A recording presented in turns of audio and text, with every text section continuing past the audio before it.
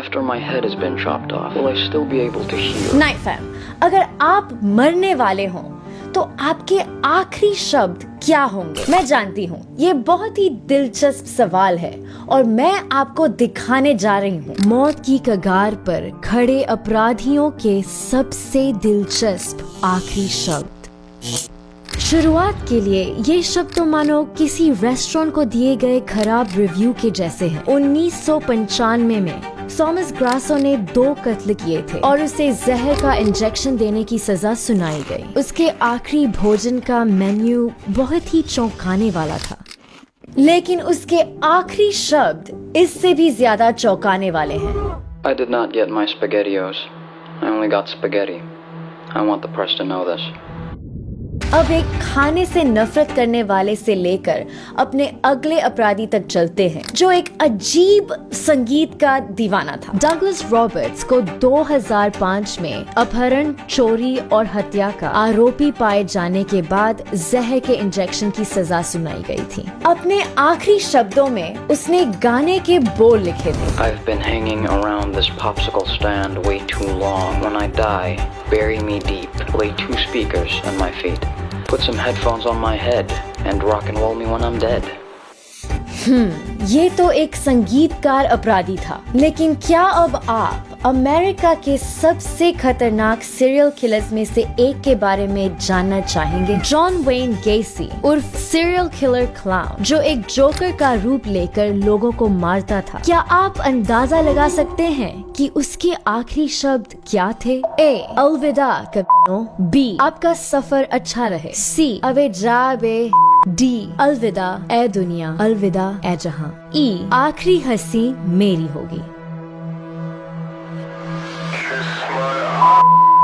संदेश छोटा है मगर प्यारा बिल्कुल नहीं है। और प्यारे से याद आया, वो प्यार ही था जिसने मैरी ब्लैंडी को अपने पिता को एक प्रेम काढ़ा देने के लिए प्रेरित किया। उसे लगा था कि इसे पीकर वो उसके प्रेमी को पसंद करने लगेंगे, लेकिन वो अलग बात है कि वो काढ़ा उसके पिता के लिए जहर साबित हुआ, जिससे मैरी को मौत की सजा हुई। फांसी पर लटकने से पहले उसने किसी से माफी नहीं मांगी और ना ही उसने उस आदमी को संदेश दिया, अलविदा संदेश, जिससे वो प्यार करती थी, बल्कि उसे इस बात की ज्यादा चिंता थी कि लोग उसकी ड्रेस में न झांकने लगे। और इसलिए उसने अपने फांसी देने वालों से कहा, सजनों, मेरी इज्जत के खातिर मुझे ज्यादा ऊंचा मत लटकाना।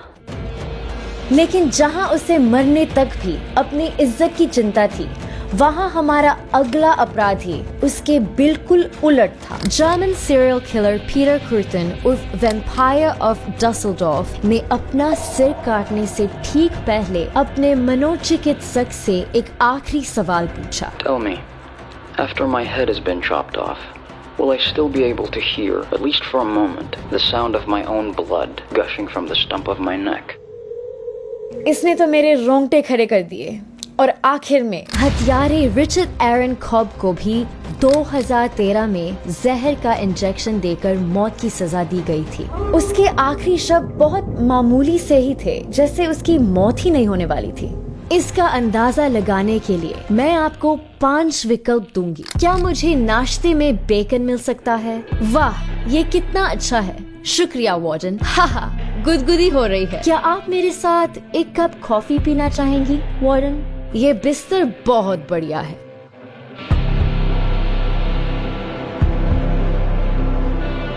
उसने कहा था, वाह, ये कितना अच्छा है, शुक्रिया वार्डन। वाह, ये तो सच में बहुत ही अजीबोगरीब आखिरी शब्द थे।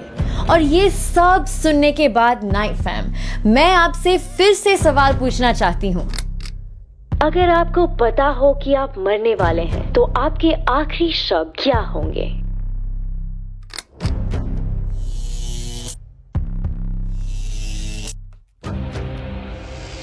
नाइट फैम, हमने अभी ये हिंदी चैनल शुरू किया है। अगर आपको हमारे वीडियोस पसंद आ रहे हैं तो प्लीज फॉलो करना ना भूलें।